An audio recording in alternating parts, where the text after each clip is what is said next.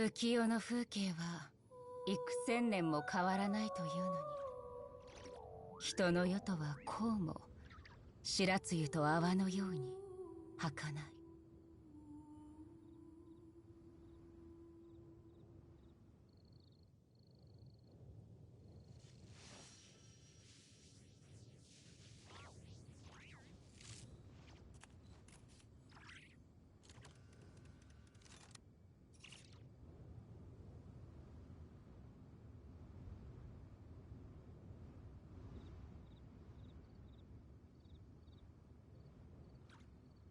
この美しい風景もそばに誰もいない以上、私の普遍を引き立たせるだけ。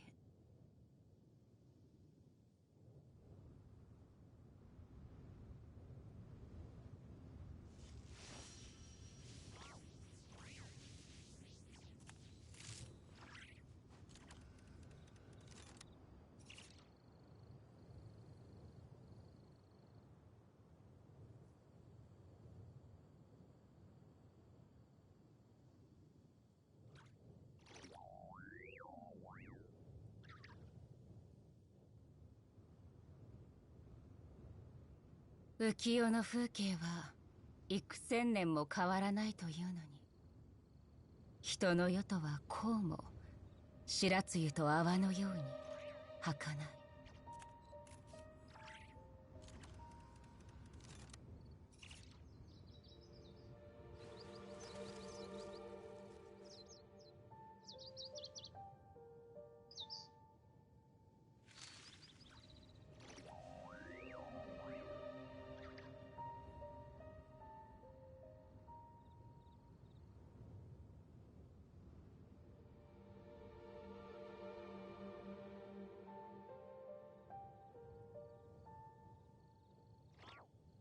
この美しい風景もそばに誰もいない以上、私の普遍を引き立たせるだけ。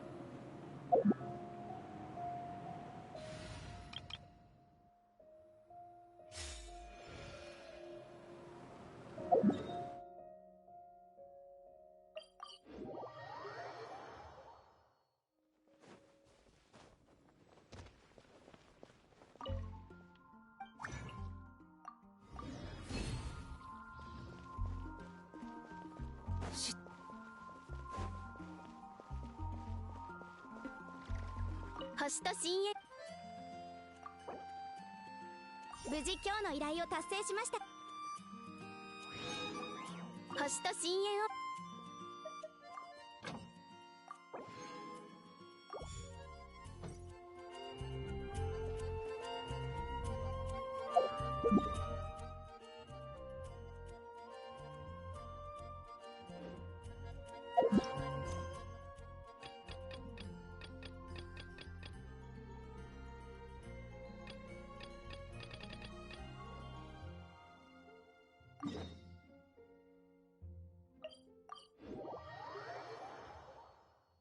将軍も来たのでしょうか。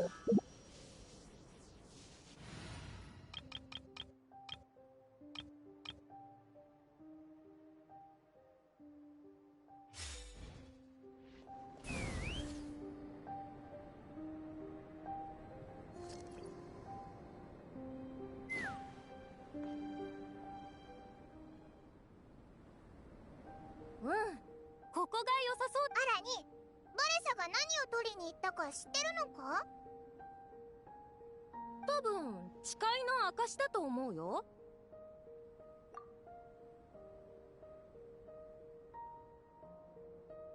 みんなそんなに待たせてないよね。ここまで走ってきたんだから。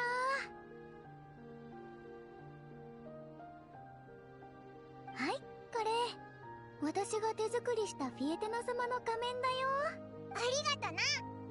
あれ、そうそう、フィエテナ様は戦う時仮面をつけてるでしょ。あ、もちろん。怨恨戦記の物語は12巻でようやく完結するくらい長いんだけど、各巻におけるフィエテナ様の仮面だけでも異なるバージョンが5つもあるんだよ。私が作ったのはそのうちの一つで一番のお気に入りなんだ。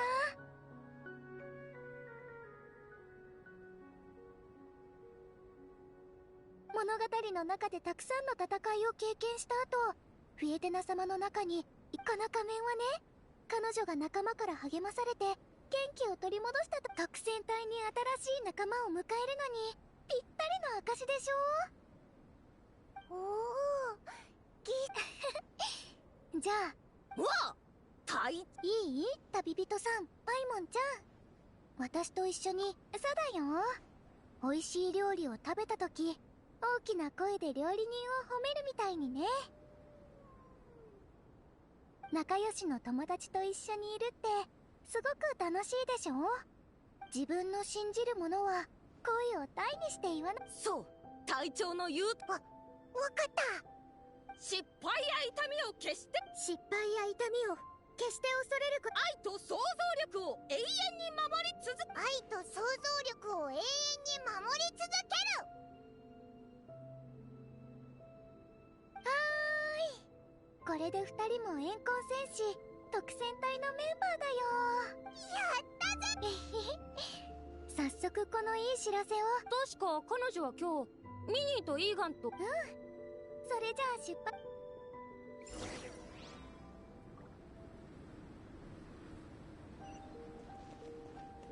はっ。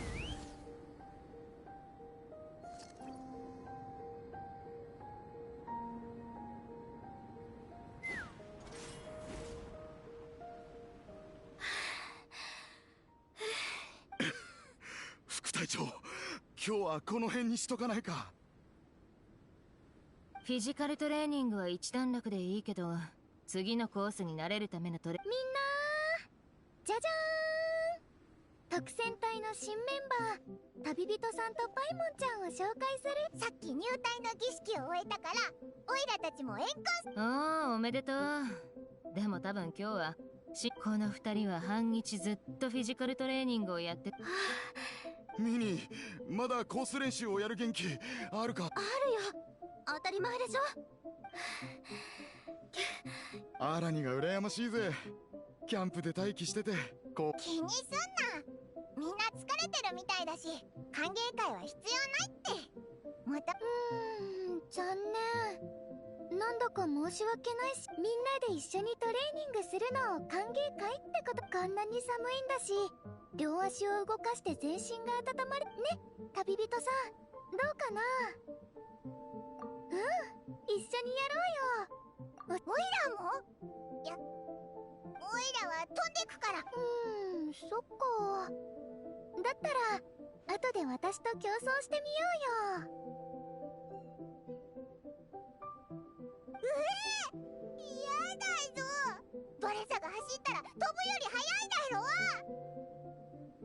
ろ。はいはい、バイチは大丈夫だって。うちもそろそろ休憩。ミニーとイーガンはこんな状態だし。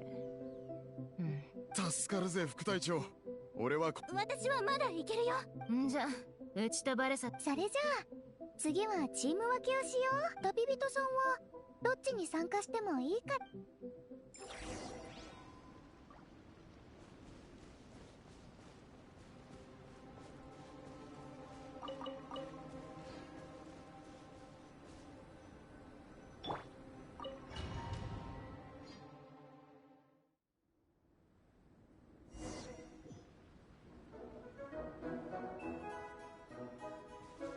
顔は上げて背筋を伸ばす。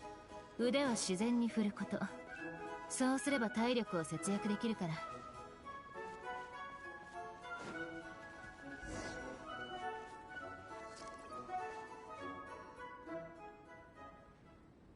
私たちが今走ってるルートは正式。お、魔物がいる。雪山ちょっとどいても。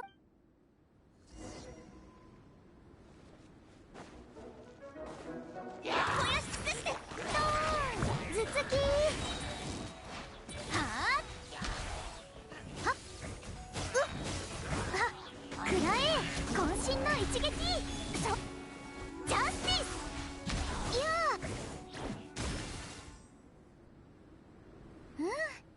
これでシロネンさんとミニーちゃんはゆっくり走ってるから、もう少しで来るはずだよ。ここで2人を。どう？具合の悪いところはない？大丈夫だよ。ミニーのフォーム、前の練習でもやっぱりもう少しいる。ここから先のコースはしばらく上り坂だから。大丈夫、まだやれる。どうしても入賞したいんだ。無理は禁物だよ。入賞は二の次。体が一番大事なんだから。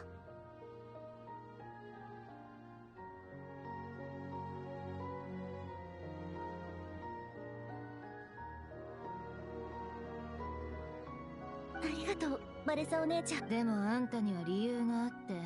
あんた前に両親とある約束をしたってそのことについて話してるとき、あんたは表情が不自然だった。うちが思うに子供がそういう表情。何があったのか言ってみなよ。確かそれか読者のために。でもミニーちゃんのバレサお姉ちゃんの言う通りだよ。私は末っ子で、お兄ちゃんともすごく年が離れてるんだ。小さい頃は病弱で、いつもお父さんとお母さんを心配させてた。だから両親は私が、それに2人とも仕事は安定が一番って思ってるから、漫画を仕事、ましてや私には絵を描くことと何かを作ること以外得意。何度も2人を説得しようとしたけど無理だったの。私の観点も今回は違う。私と同じ漫画好きのみんなが、しかも一緒にクロスカントリーにエントリーまでしてくれたから、お父さんお母さんと約束したの。もし入賞できたら私の希望にちゃんと向き合ってほしいって。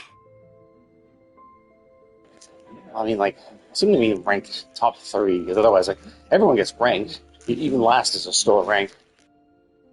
安心してミニーちゃん、私は足が速いんだよ。イアンサコーチにだって褒められたんだから。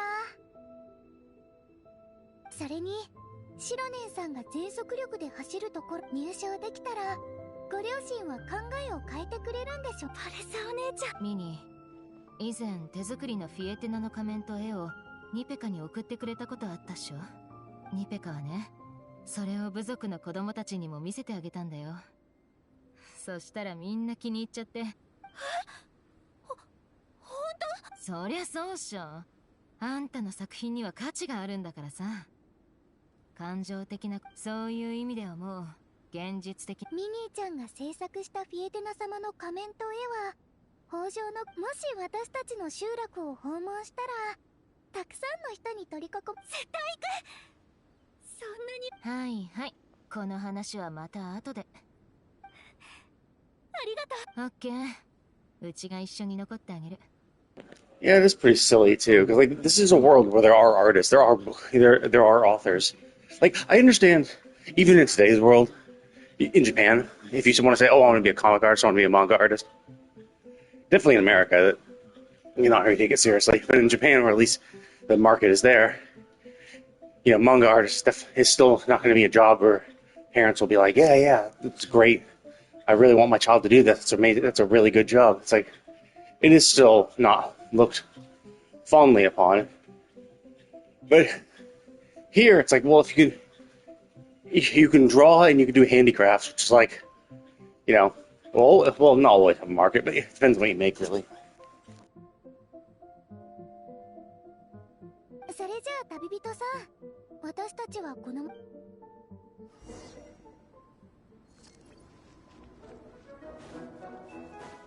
地形が複雑だし、道を間違えたら大変だよ。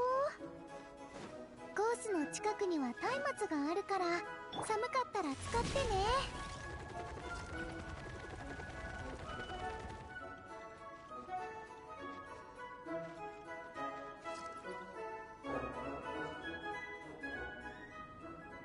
交代ポイントに到着だよ。雪山コースの地形って難易度がすごく高いから。でも組織委員会がコースを示してくれてるし、ルートに野生動物とか魔物は少ないから、練習中も大きな影響。どんな感じかな。もっと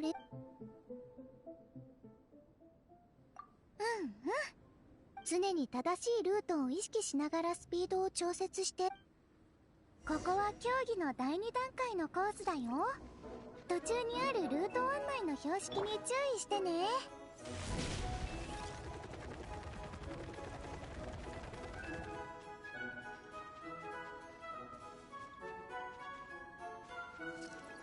急げー。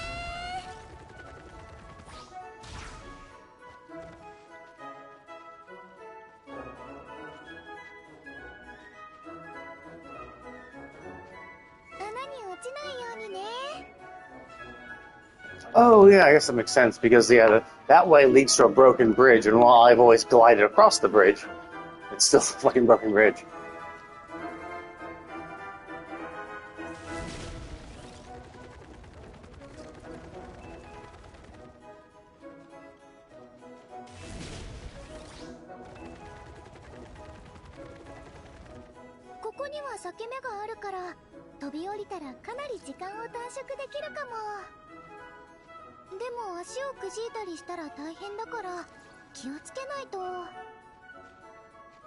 Oh, I see. This is the end. Oh, I see. That's it? I thought it was going to... I guess, realistically, it's not really a way around Dragon's Spine.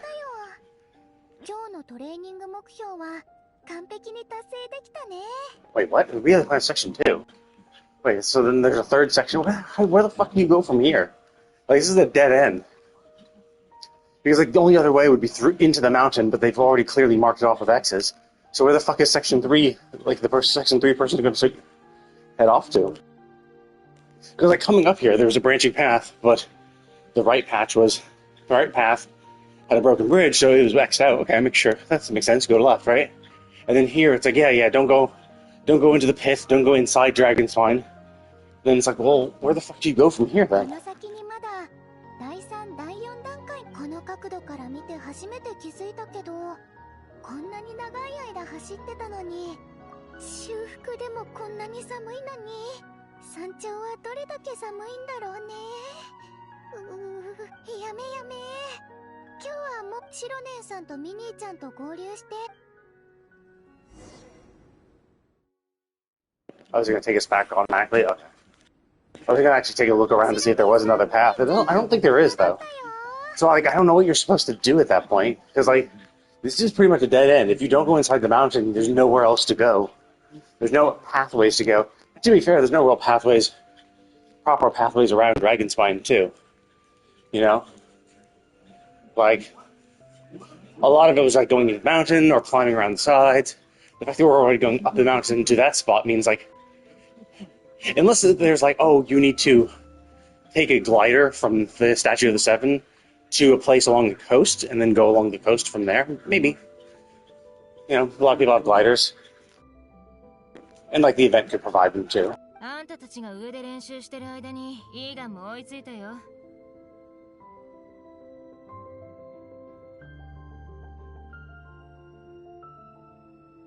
みんなこんなに頑張ってるのに俺だけ怠けてるわけには。体が冷えたんだよ。もういい時間だし、そろそろ午後はモンド城を散策するんでしょ。 So it seems like that guy's gonna get sick, and we're gonna have to race in their team to succeed. Like we're gonna help their team win.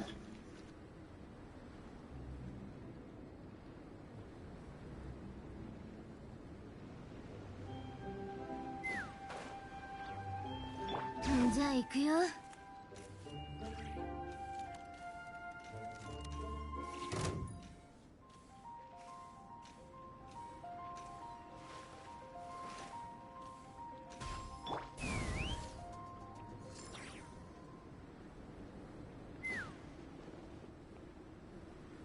トレーニングに参加したみんな、お疲れ様。ここからは自由時間だよ。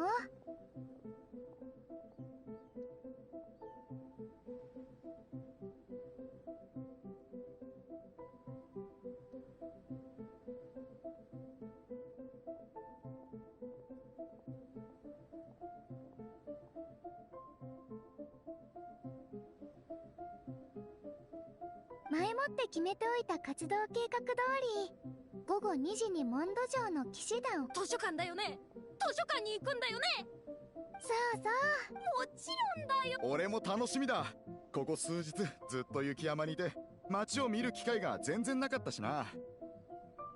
それじゃあ午後はしっかり時間をとってたくさん遊ぼうね。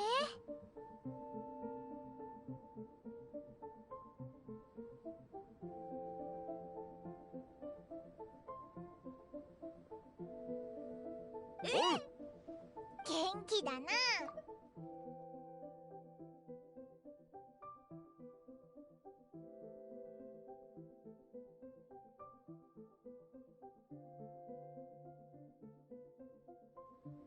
辛いトレーニングを終えたらたっぷり気晴らしするのは当然のことっしょ。私は何か食べてお腹を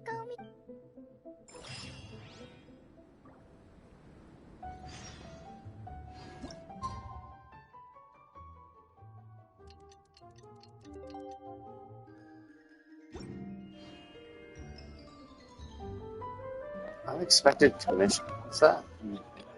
Oh. Oh, that. Oh, yeah, of course. Fuck it. Let's do this. Oh! Oh, wait, no, I can do this. Yeah, there it is. I was gonna say. I was looking for a different button. I'm like, I thought maybe I could only do that for, like, story quests or something. I'm like, oh, no, you can force it for every quest. Cool. Yeah, that was a really, really good addition to the game. Because otherwise you'd have to do, like, yeah, back in the day, you'd have to do the other quests. It's like, oh yeah, you didn't do the Wishes homework quest? Sorry. Like, now you're stuck and you're gonna be forced to do it. So, like, which would really suck is if you're ever trying to rush something. Like, if you're ever like, oh no, I haven't done this event, and I have only a few days to do it.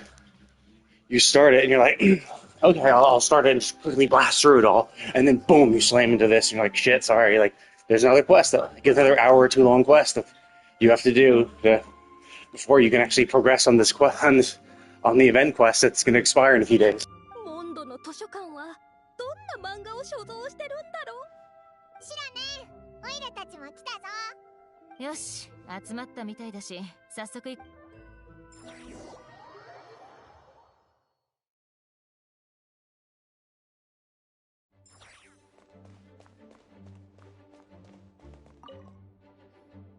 ここでは漫画と娯楽小説を区分してないんだな。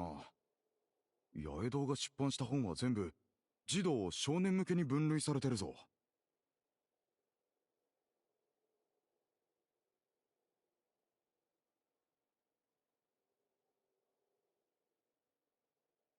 ありえないだろ。怨恨戦記とイノシシプリンセスが。静かに。あなた悪い、そういう意味じゃないんだ。実際イノシシプリンセスは面白いぞ。万文集社で買ったことあるしな。怨恨戦記総合潮流の。ああ、このスピンオフ、俺がこの漫画では肉体的な力を競い合う昔ながらの戦闘方法を愛して英雄だ。斬新なメカの設定に加えて、本編では描かれなかった大迫力の空中戦もあるんだぜ。あ、ちなみにこのスピンオフを読んだ時はまだ未成年だったな。空中戦も。なるほど。あなまあな。その後、エンコン戦士シリーズの作品をこれはあまり言いたくなかったけど、メカ戦士のおもちゃってバージョンがめちゃくちゃある上に値段 I mean, I think it's funny, but like it is a little like sad, you know, when you get these people who like take children's series this seriously. Like it's fine as a child, right? But like, and it's fine to like it even now as an adult. Like it's fine to like an old series. Like it's fine, you know, even after you've grown out of it, it's still fine to like One Piece, you know. Even though you're clearly, you might have aged out of the demographic, especially if you started reading it when it first came out, because it's been out for like 20 years. So if you started at 10, you're now 30, which is obviously outside of the its intended demographic. However, but it's still fine to like it, you know. You can like whatever you like. I mean, but his whole aggressive stance, like, how dare they put this with all the other teen books? It's like, it's a teen book genre. Like, despite you being a full-grown adult, it doesn't make it all of a sudden an adult book. It's still a book for children, you know? You can still like it, but to deny reality like that is sad, you know? Because it's like, and it like happens in real life too, you know? You get these people who take this shit way too seriously. You know, like Pokemon adults. Like adults who like Pokemon and like vehemently defend it. It's like, it's fine to like it, right? Obviously it's fine to like whatever you like, right?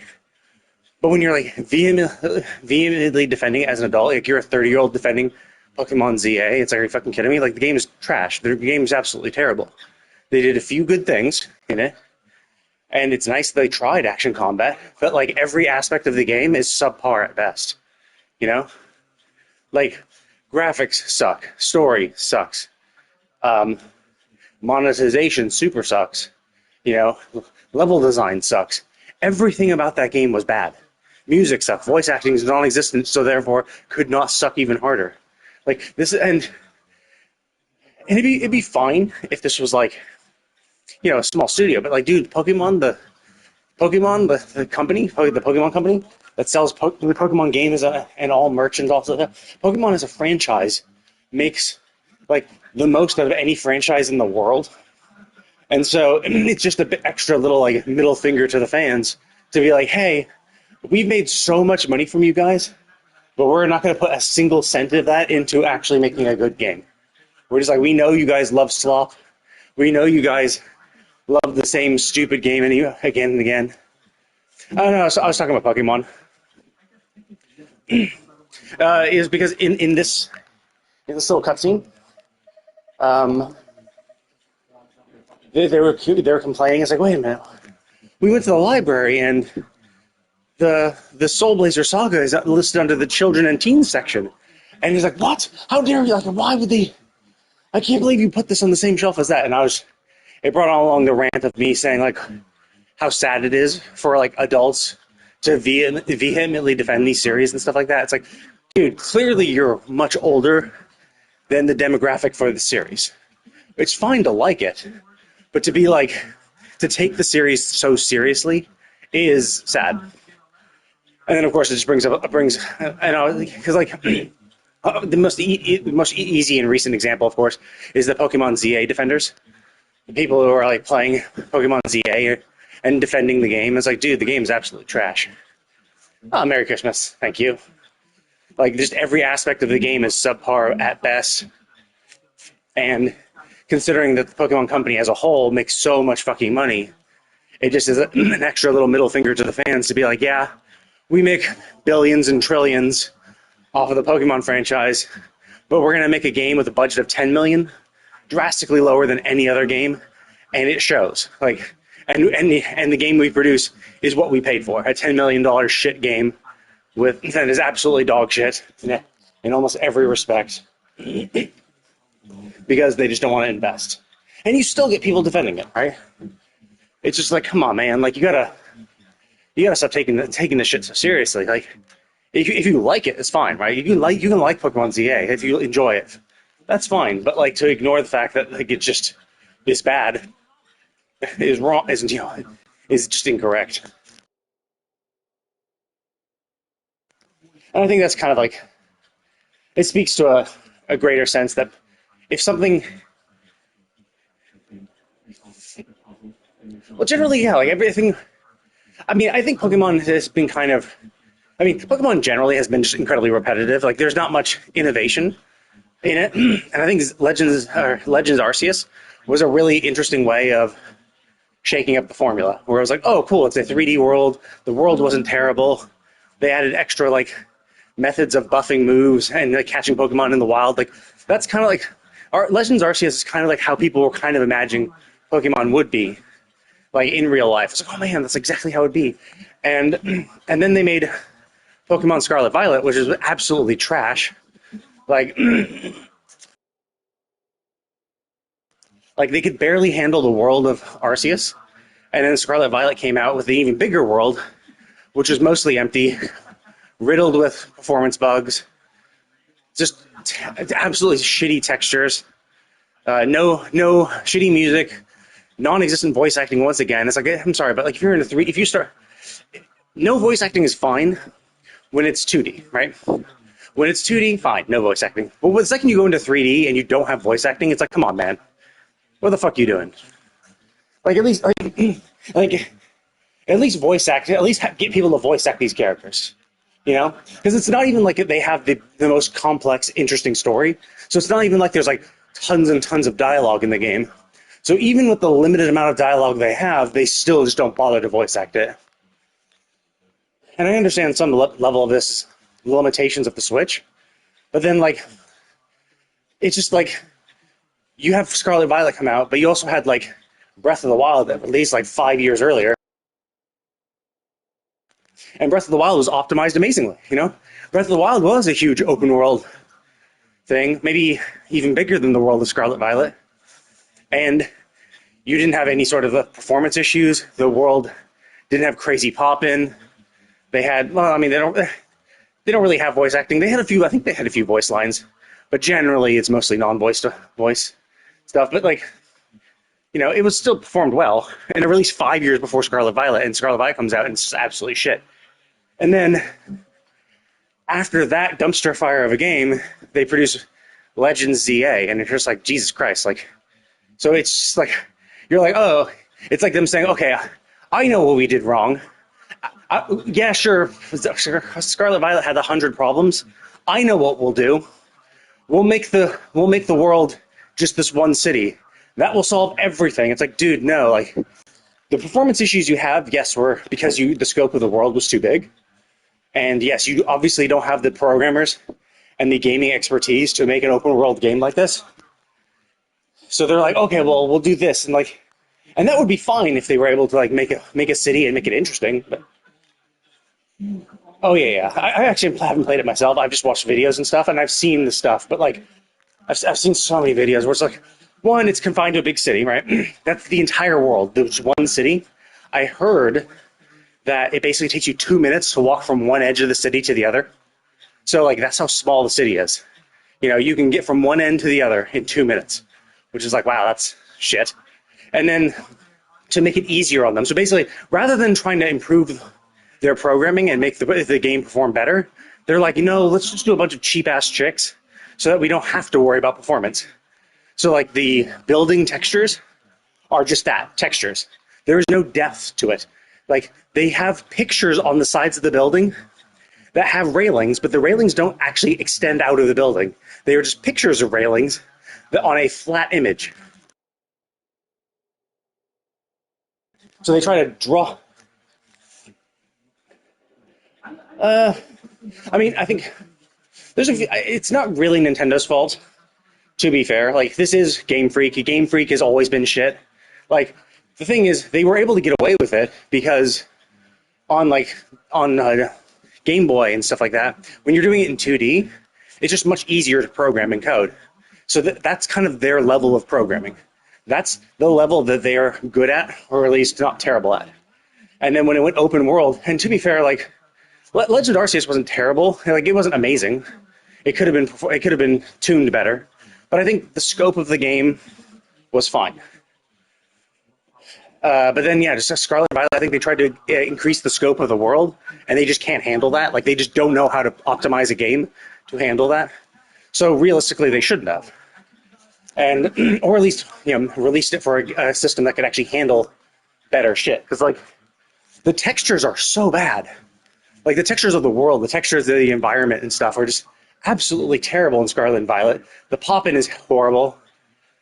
It's just like, oh my god. And I do credit them for ZA, the whole action combat thing, where it's like, oh well, yeah, you can actually move in combat and have your Pokemon move. Like, that's an interesting idea. It's like it's nice they're trying new things, but it just sucks that they.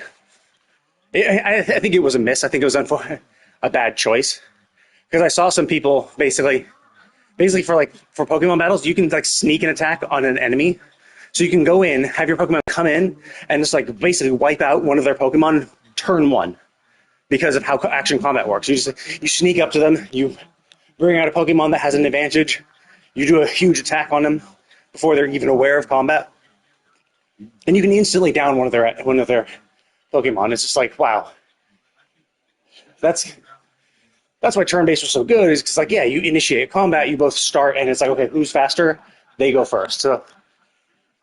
So there just are ways to cheat, basically, to give yourself an advantage using the game's mechanics, which is not great.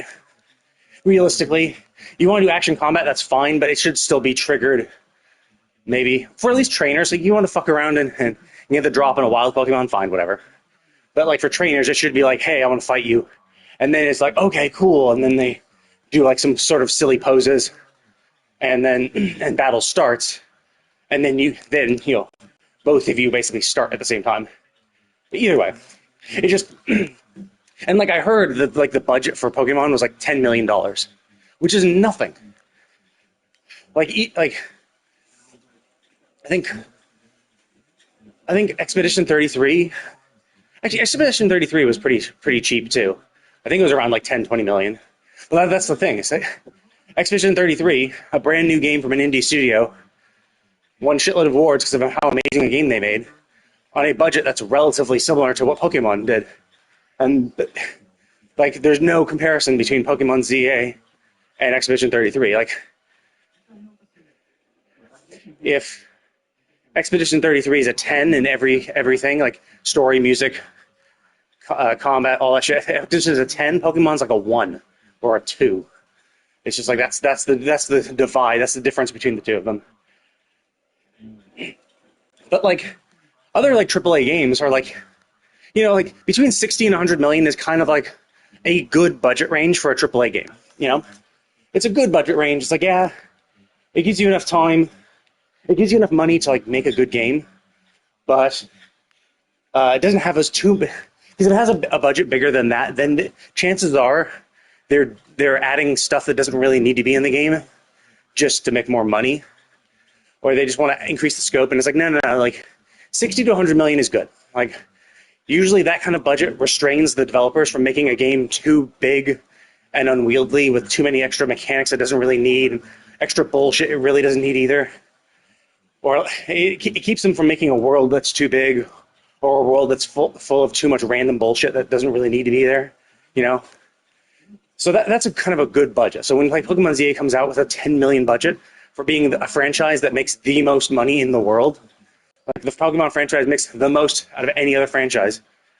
And the way they reward, which was obviously started off of the games, right? The games are what started the whole thing. So to see them just like flip off all their fans and be like, well, fuck you guys. We're going to put the bare minimum into our games because we know you fucking diehard fans are still going to buy it. Which did. Like, and that's the thing, regardless of how shit it is, regardless of how shitty it is, it easily made its budget back because the diehard fans bought it, and they only needed to sell a few million copies. Like, yeah, I mean, honestly, just selling 1 million copies would easily make their budget back. Because if it's $10 million of budget, 1 million at $60 a pop. Oh, cool. Thanks. So that link still works.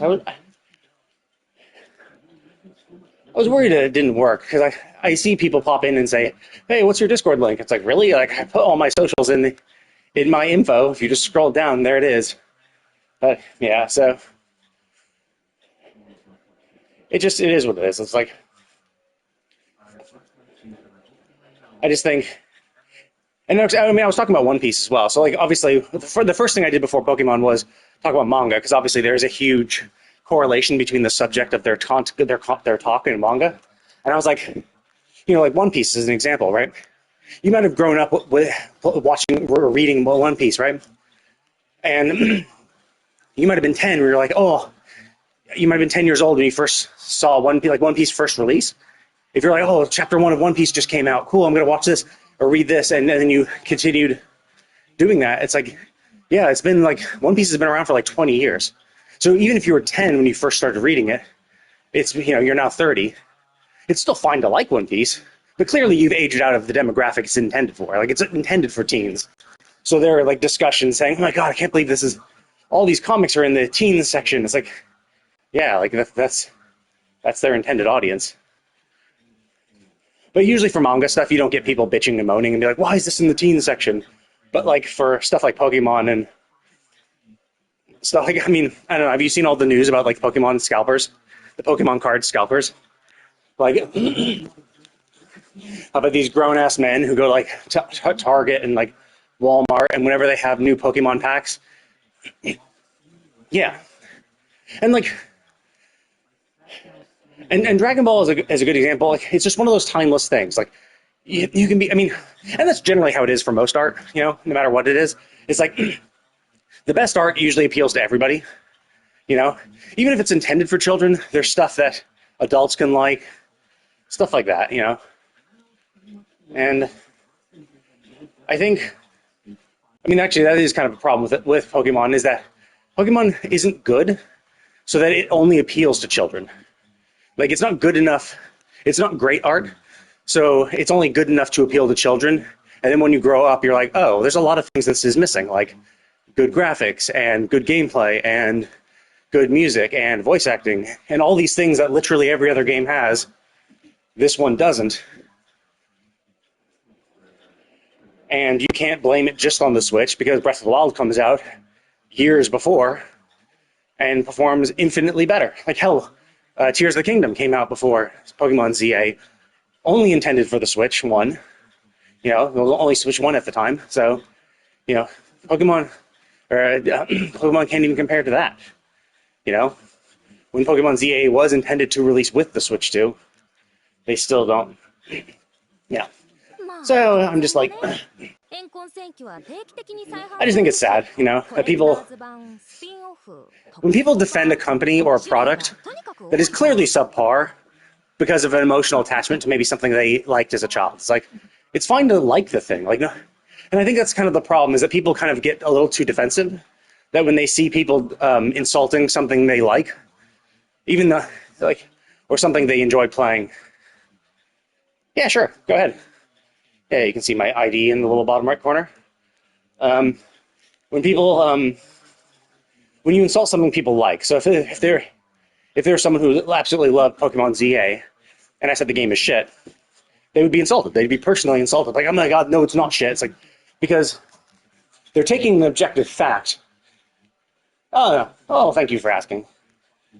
Yeah, every now and then I see a friend pop up, and I don't know if it's because I've been streaming and they saw me, or if it's just something random. Because obviously when you open the friends list, you can see a big pile of people there. So I don't know if someone just added me randomly or someone popped into the stream. But yeah, so it's a shame people can't separate themselves from their work. Like, let's see. I mean, I liked Pokemon back in the day. Like, I had Pokemon.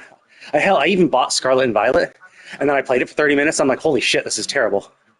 Like, I'm on the beach, and I can, like, see the graininess of the textures. Like, the way they do the textures, like, the way the sand went into the hill, you could clearly see, like, pixels missing, so that the texture underneath could go through to try to get a gradient effect. But, it was so insanely obvious, because the pixels were, like, fucking huge. Like, you walk up to it, and you're like, wow, this is, like, a 5x5 pixel chunk that is just the other color. where it's like, yeah, it's the yellow sand leading up to the green hill, and you're like, look, there's a 5x5 pixel chunk where it's green, and it's like, oh my god, like, it was absolutely terrible. I'm like, man, I regret this. But I did play other Pokemons, like on the Game Boy and stuff as a child. I remember on Game Boy Pocket, I got a Pokemon Red and Blue, so I did enjoy it. But then just slowly, as I've kind of grown up, I just kind of haven't really gotten as into it as I did. Like I remember for Pokemon Black and White, I can't remember which one of them, but I had a Game Shark at the time, so I went through and I got literally every single Pokemon you could. So I actually did fill out the Pokédex by cheating. Yeah. Yeah, I like Eula. It's just a shame that she's just not really helpful in a lot of combat. But and then like once I filled up the Pokemon in Black, and even cheating, even with Master Balls, and restarting, saving and restarting my game so I could increment the number to get the next Pokemon, it still took hours to fill the Pokédex because there was like 600 in the Pokédex. It was fucking insane. And then I think after that game, I just stopped trying. I'm like, you know what? I'll try to capture some. I tried to capture some of them, but like, dude, it is so fucking hard to, like, there's just way too many of them. And I have X and Y, or one or the other. I can't remember which. I think Y. But I barely played it. It's just like, yeah, I just can't get into it because the story was never really super amazing. Like, it was fine. It wasn't terrible. But basically, like, as I've grown older, I have more sophisticated tastes. And so I like games with like really good stories. So obviously Expedition 33, love the game. Amazing game. I'd say it's like one of the best games ever made. You know, that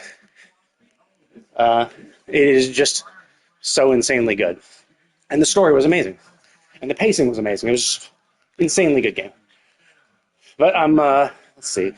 I did Ghost of Yotei. I like Ghost of Yotei. I thought the story was pretty cool. Game looked amazing. It was fun to play. I'm going to be playing Dragon Quest 1, 2, and 3.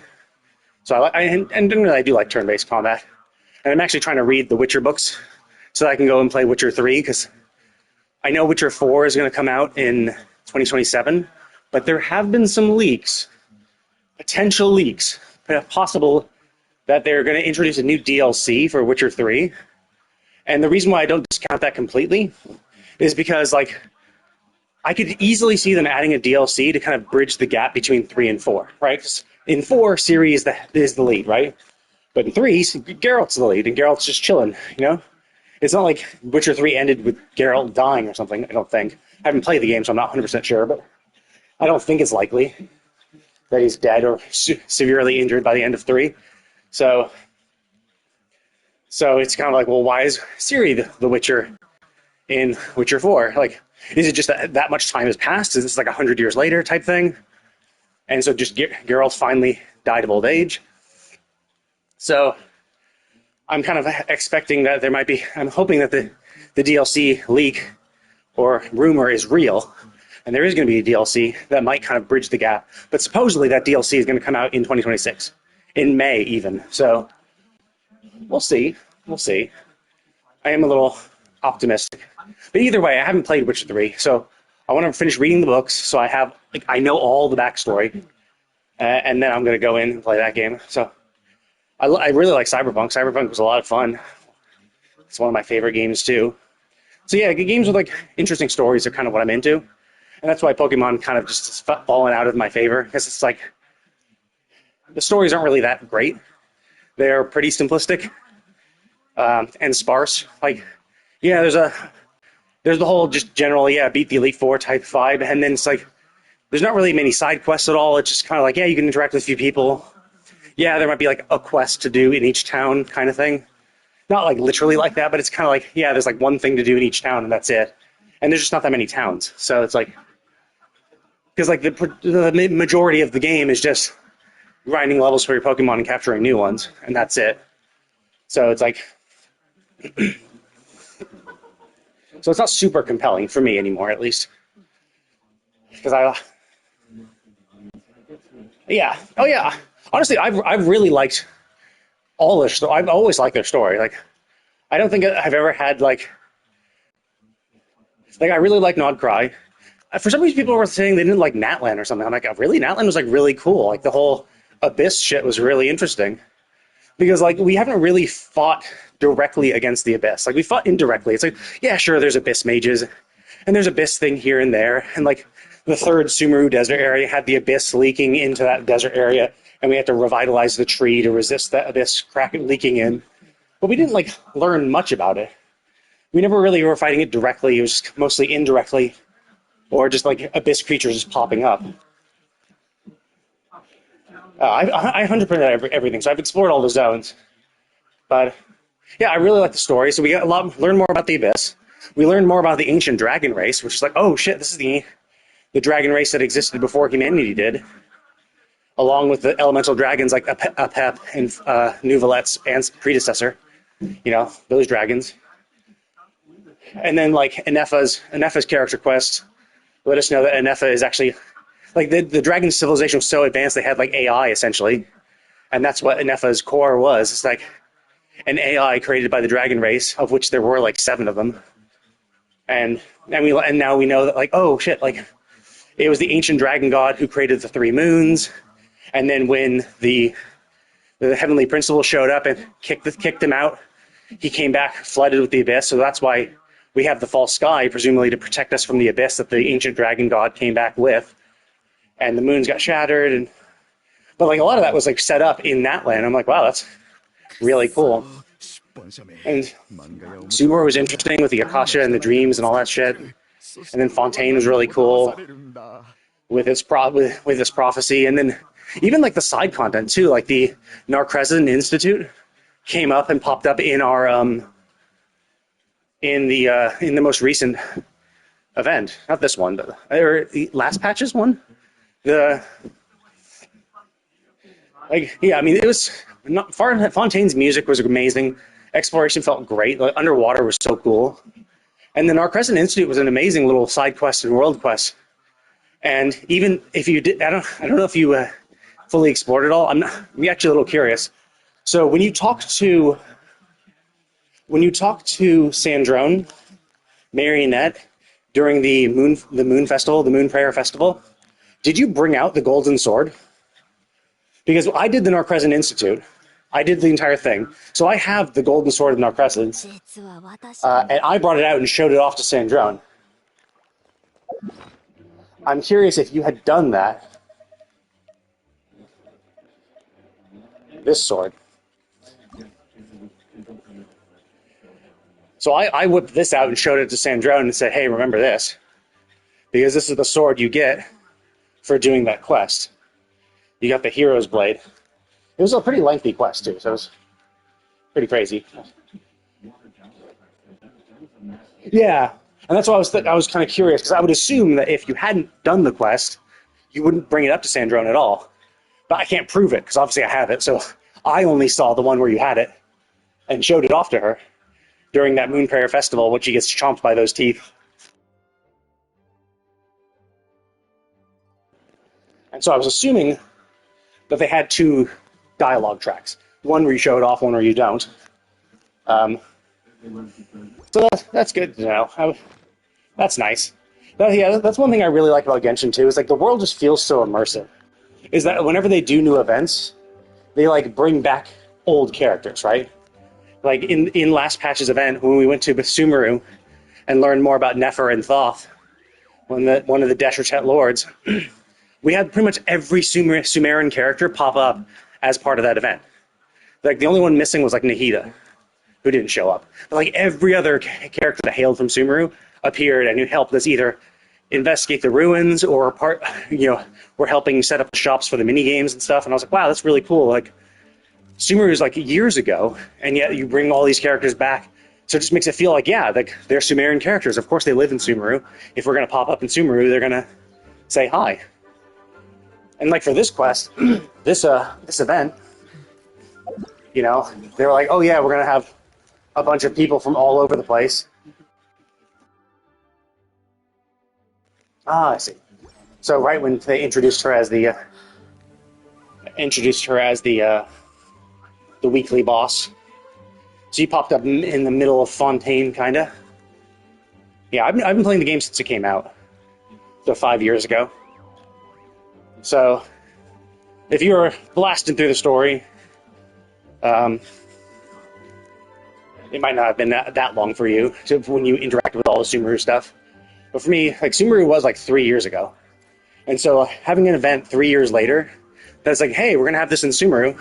Let's bring back some of our Sumerian characters. And like, you can chat with them and interact with them. And it just feels so immersive and stuff. And then, like, for this event, it's like, yeah, we're going to have this marathon event where we have people from all countries appearing. And then we have Shilinen and Varessa pop up. And then Klee makes an appearance. What are the other characters? Yeah, Klee, Nika, Yanfei reappears, Yoimiya. It's like characters that have obviously just, have been in the game for years, are like still being relevant by like bringing them back for these events and stuff. And I really like that for Genshin because it just makes the world feel more immersive and more enjoyable. Yeah, it makes the world feel like it has more depth. And that, like, it's like they don't just abandon the characters. It's like, oh yeah, we had the characters banner, we got your money, and now we're just going to ignore them for the rest of the game. It's like, yeah, they appeared during the story event, and then like you just never see them ever again. It's like, yeah, they just appeared for that, and then they went off and did something else. Does it make sense they went off and did something else? Not really. It's like, no, they live in the area, but you just literally never see them again.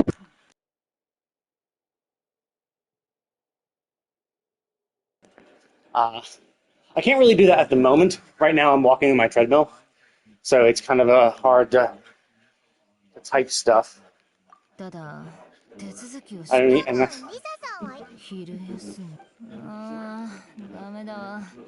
it depends on what you're trying to do, I guess. Let me see if I can do it easily from a friend list.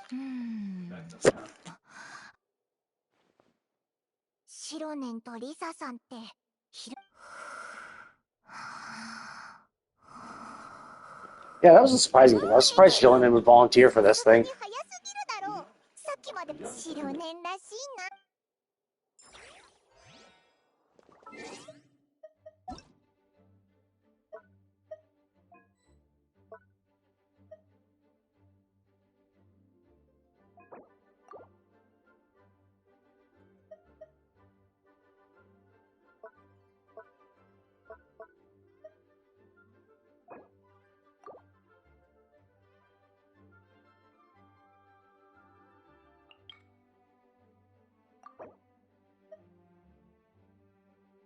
Okay, so you have Varessa.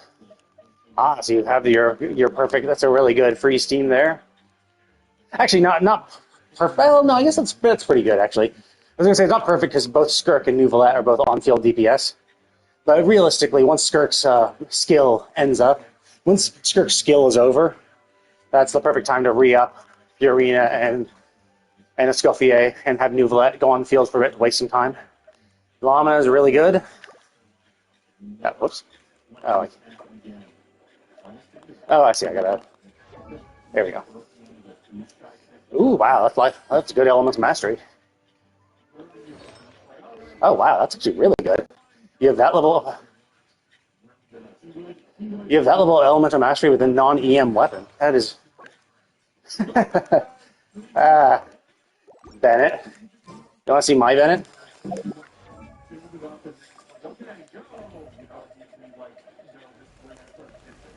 There he is.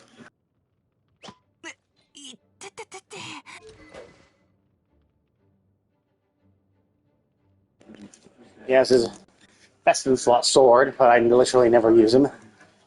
I just don't like him, so I never leveled him. In fact, I kind of wish I didn't level him to 20 and ascend him just for the free pull, just as more of a meme. And of course, as you can see, pretty much every other character is level 90. Not all of them. There are some ones I'm still in the process of building. Like I got Jehoda recently, and I'm mostly focused on leveling. So some of these guys aren't fully leveled because I only get enough free materials to like level them up bit by bit. So if I get a new 5-star, I focus leveling on them up to 90 first, and then I go back and try to work on the rest. Yeah, my llama doesn't have... Oh no, I guess I do have 1,000. But my weapon is an EM weapon. So you have really good llama considering you have you don't even have an EM weapon. So your artifacts must be really good. Oops, that's not it. Oh, I can't check. I can't check substats, I guess. But yeah, assuming the EM for all of these, right? EM, EM. And then these must just have... Oh, no, there it is. Okay, so 63. 82, goddamn. So just one accidental roll into HP. Yeah, crit rate, crit damage doesn't really matter because it really doesn't.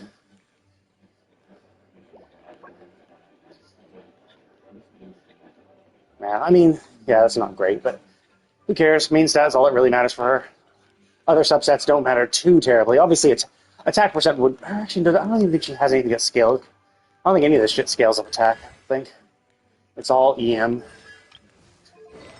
Showcasing EM stuff, really. Traveler. Hida has... Does she have a weapon? No. It is an EM weapon, though.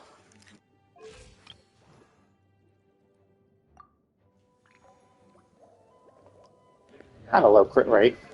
Does he get any crit rate buffs? Really? Oh, yeah, for HP percent, I guess. I reserve that for a healer instead. I guess that's kind of fine for him. He heals himself, so it's like he's... Yeah, you just need a stack attack. Ah, the black sword.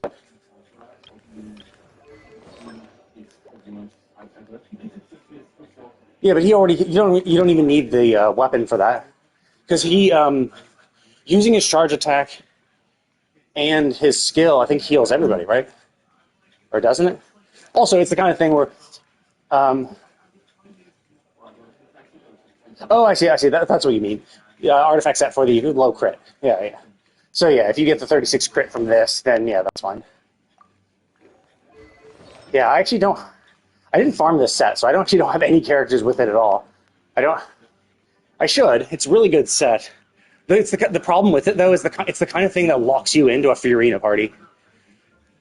Because you need Fiorina to constantly drain people's HP. So you need a Fiorina and a healer. And then you can kind of use this. So it's like, I kind of go for a more generic, good in any team type set, so I can just mix and match whenever I want. But realistically, yeah, there are a few people that are just like, well, I'm probably always going to use them in a Fiorina team, so probably should give them that set. So Black Sword, what's a crit? That's pretty good. Actually, oh yeah, you don't have no Blizzard Fair for this shit.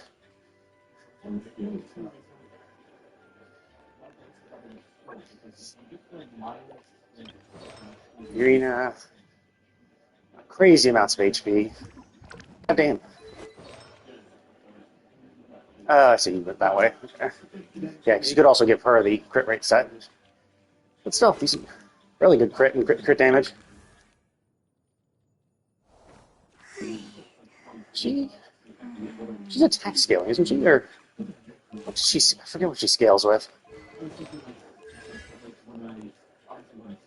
Level 1? Level 1? At the very least, I usually get all talents to 666, and then just level the ones I want. Oh, yeah, EM. Yeah, that was it. Yeah, I was forgetting. I'm like, yeah.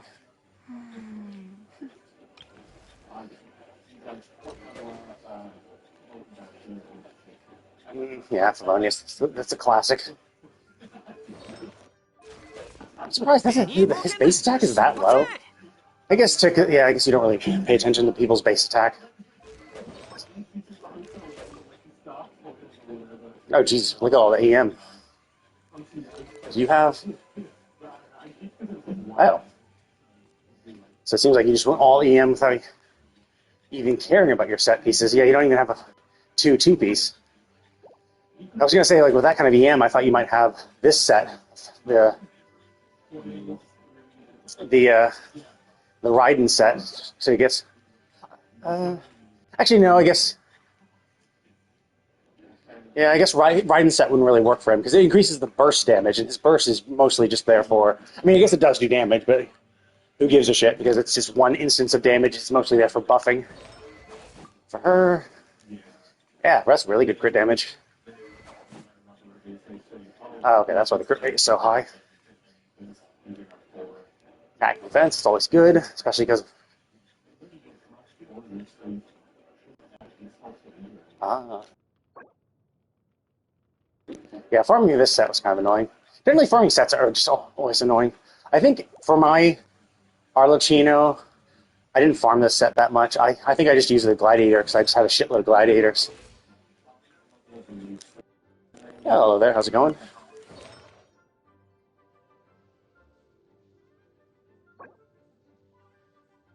Wait, HP? She scale up HP?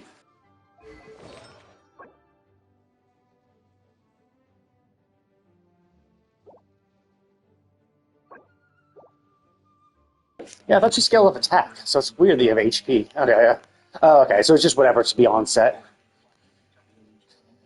Yeah, it's a shame that it's a shame to just roll more into crit rate, but even still, all the subsets are something that's actually good for her. Ooh, that's a good one. One roll into crit rate, one roll into Elements of Mastery, and the rest in crit damage. Nice. Oh, I see. That's why you kept it on that. That's tough. Yeah, all the substats are good. Really good substats. One roll into attack, one to crit, and then the rest into crit damage.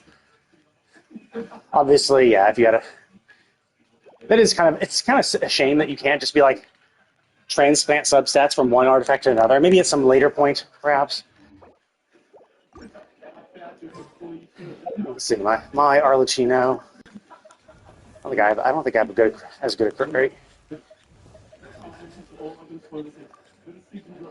Yeah, 67 crit rate.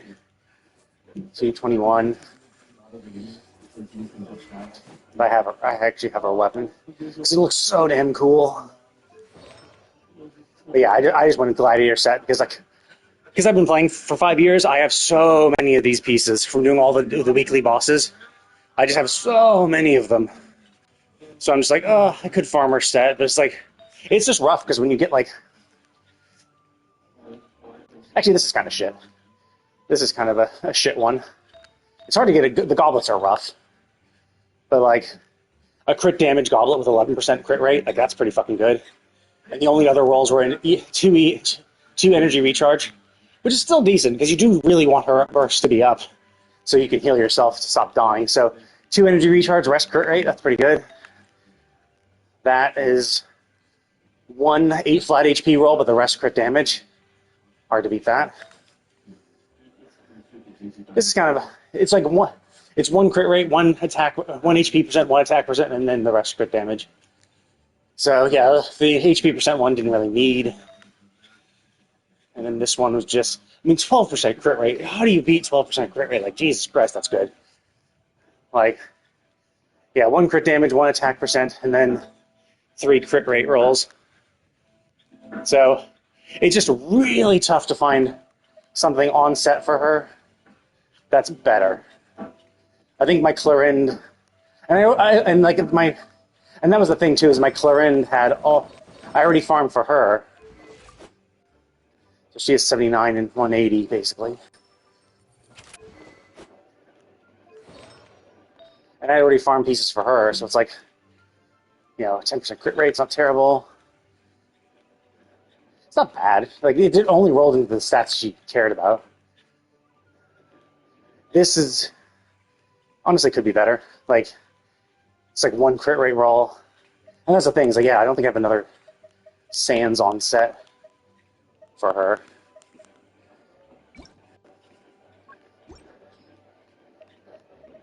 Do I need to confirm it? Yeah. There we go. Yes, that's literally the only attack Sans I have. I usually toss any trash. But yeah, an on-set Electro, that's insanely tough to get. But as you can see, the rolls weren't amazing. Just 2 crit damage rolls, and everything else rolled into trash. This is a good prime candidate for maybe re-rolling. See if I can get more crit damage rolls. Get those HP and defense into attack or crit damage.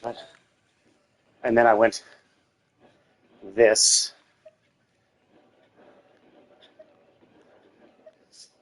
Actually, this wouldn't be too terrible. If every single roll of this Honestly, this would be better if I can get every single roll into crit rate. But, Jesus Christ, that's terrible. Yeah, so like, if every single roll went to crit rate, that would be worthwhile. And then it's like, nah, we're gonna roll everything but that. So one of each. So this could be a reroll candidate. But even still, I don't really want to waste a reroll on... Because like, if I did this, I would lose... It would definitely boost my crit damage, but I would bring my crit rate down to like 50%, which would kind of be rough. So... I'm kind of keeping with that. Honestly, if I could find another crit rate one... this is the offset one. I could find another crit rate one that has more crit damage in it. Actually, no, I guess I could. So let's see. Let's see. I would still be missing like 20%. I have too low a crit rate to justify swapping. Because even if I get max rolls on crit rate, that gets like 15%. So I would still be missing 15%. So I would go down to 60. Yeah, generally that's why I choose to. If it's too bad substats, I'm just like, nah, fuck it, not worth it.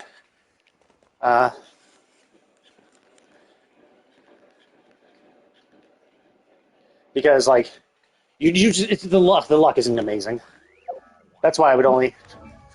And for like, I could fiddle with Clarin, like. That's not bad. I could fiddle with her artifacts, but like, it's not terrible. Like, generally, I don't like try to min max and get super high. I try to get at least serviceable. So it's like, you know, that crit rate for damage is serviceable. It's fine. Could it be better? Yeah. Some characters do well because I build them well. I mean, some level kinda. I think there definitely is a level of skill, but I mean, there still is just like party comps matter more. So if you have the right characters for the right teams, you'll see a bigger advantage. Like, so obviously having Nefer and Llama together. I mean, Llama in general is just so good. So like having her in parties and stuff.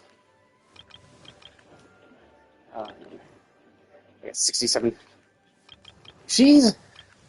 I'm definitely of mixed feelings about her. She's definitely powerful, but she's also kind of annoying to use too, because like you're given stagger resistance. You're given stagger resistance for... Yeah, I got Fiorina when she first came out, and I didn't get Nuvla. But while her charge attack is going on, you are given stagger resistance. But the problem is that the idea is that you're supposed to be just holding your charge attack. You're just holding the attack button, and you're going to just do your charge attack. And if you have the lunar charges, you'll just continuously do them. The problem is, in between those attacks, you can still be staggered out of it. You only have stagger resistance while you're in the middle of the attack, but when you're going from one attack to the other attack, you have a brief window where you can be hit and staggered out of it. So if the enemy's doing constant attacks, so basically enemies that have a high fire rate of staggerable attacks can really fuck you up because it'll catch you in that brief window between when you're waiting for the next charge attack to go off and after you finished your previous one. So it can be pretty picky. You definitely want her in a team that can heal. And also, like, while she's doing her attack, she will be taking damage. It's just... There are some levels, it's like, yeah, you could wait for the perfect opportunity when you know the enemy just finished an attack, or you can get behind him or something like that. But you also don't have a lot of time. So she's definitely is interesting, but basically if you can heal, you can kind of get around that, because it's like, well, whatever. You just you plop Kokomi's healing thing down and then just do Nefer's attack without worrying about shit.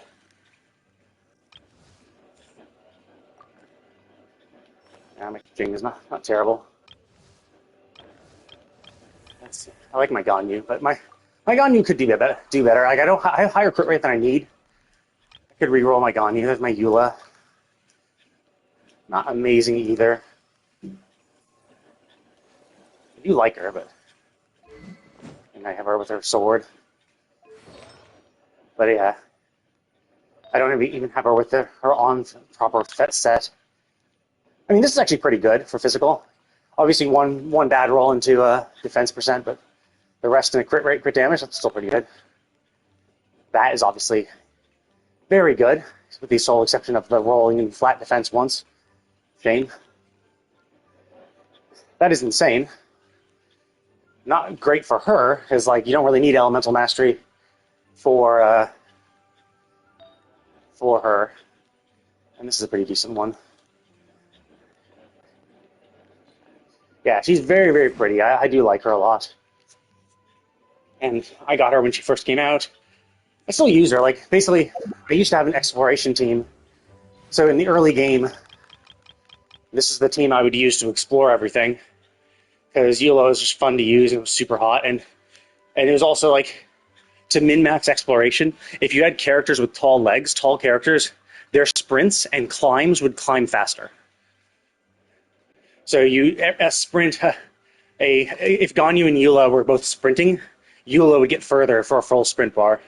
If they're both climbing, Eula would get further. So you'd want a tall character, so having a tall, hot character is always good too. And then Zhongli could break rocks in mass and also provide a shield if I needed it. And then Ganyu could just snipe and kill things from a distance with Jean being my healer. This is the team I used to explore most of the stuff. And then, then Natlan came around. And now with Natlan, it's like, well, shit. Like, Jillinan is has such great movement options. Milani does too if you're around water. Mavica obviously is the best of both worlds. Shaska also has pretty good movement options. So it's like, if you're going to explore, this would be the better team simply because of just how quickly they can move through it. So, but yeah, there's my Nefer team. But yeah, I had Nefer in my friendship party. So this is my friendship party. This is what I usually do my dailies in. I had Raiden and Yelan basically being able to do most fights, and then the other people can just be there to accept the companionship reward. So like if I do a ley line, they get companionship. When I accept the ley line, whoever's in your party when you accept the ley line and you put resin in gets a companionship experience. So I just make sure to accept the rewards for my dailies and all that stuff and do ley lines with this party so that I can accept it and boost their friendship. And so basically I had Nefer in this party. And the problem is like you really need a lot of Dendro and Hydro because that's the only way to get your lunar charges up. So if you don't have lunar charges up, Nefer's charge attack is practically nothing. So she's kind of finicky where she kind of needs to be in parties like that just because you need to get lunar blooms. You need to be getting a lot of lunar blooms off at all times so that your lunar charge gauge is always full. Because when she does her charge attacks, she consumes one gauge for each charge attack, and you have 2 charges of your skill, so you could actually get 6 off in a row, but if you don't have enough lunar blooms happening on the field, you're not charging your gauge while you're using it.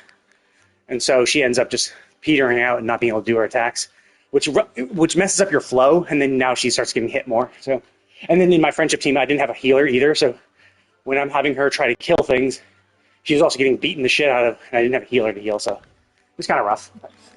Anyway, I need to take a break. I've been walking for the last hour and 20 minutes, so I need to put a pin in that. But it was nice chatting with you. I'll be definitely playing this more tomorrow, continuing more of this event, as well as, continuing, this is quest 2 of 3, I believe, so I'll be finishing up this, hopefully, and then starting on quest 3 tomorrow. Probably around the same time, because that's probably when I'll wake up, and then once I get back, I'll probably be playing, I don't know, maybe Borderlands, maybe Final Fantasy, hard to say. Anyway, thank you all for watching, and I will see you all next time.